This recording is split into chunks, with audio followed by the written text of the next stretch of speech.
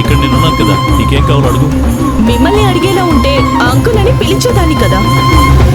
అయినా అర్చనకి అమ్మతో పని ఉంటుంది గాని మీతో పని ఉంటుంది నాన్న.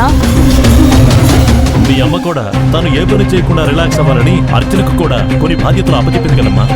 ఆ బాధ్యతల నుంచి తప్పుకుందామని ఇక్కడికి వచ్చాను అంకుల్. ఎందుకు అర్చన అలాంటి డెసిషన్ తీసుకున్నావు? అర్చనమ్మ గారు కాఫీ తీసుకురమ్మంటారా? మంచినీళ్ళు కూడా అక్కర్లేదు. ఇక నాకు ఈ ఇంటికి ఎలాంటి రుణం ఉండదు.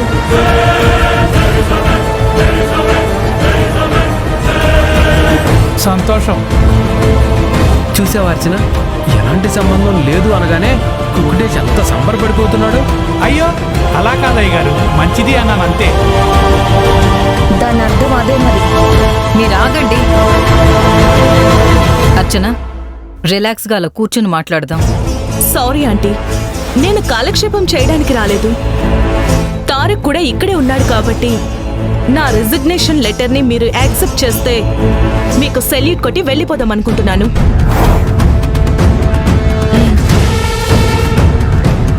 తారక్, అర్చన రిజైన్ చేస్తాను అంటుంటే నువ్వేం మాట్లాడకుండా సైలెంట్గా ఉన్నావెందుకు? డాడీ, నేను ఎవరితో మాట్లాడతానో ఎవరితో మాట్లాడనో అందరికీ తెలుసు. మళ్ళీ నన్ను అడగడం ఎందుకు? నేను రిజైన్ చేసినట్టు సంతకం పెట్టాను. మీ అబ్బాయి సమక్షంలో మీకు ఈ పేపర్లు ఇస్తున్నాను. మీరు తీసుకుంటే చాలు, యాక్సెప్ట్ చేసినట్టే. నువ్వు పోటీలో ఉండాలనే కదమ్మా మీ ఆంటీ పని కట్టుకుని మరి నీకు ఆఫీసులో పదవప్ప చెప్పింది. ఏం చేసుకోవడానికి అంకుల్? ఎవరి జీవితాల్లో వాళ్ళు హ్యాపీగానే ఉన్నారు. నా బ్రతికే ఎటూ కాకుండా పోతుంది. అందుకే ఈ నిర్ణయం తీసుకున్నాను. తీసుకోండి ఆంటీ, ప్లీజ్.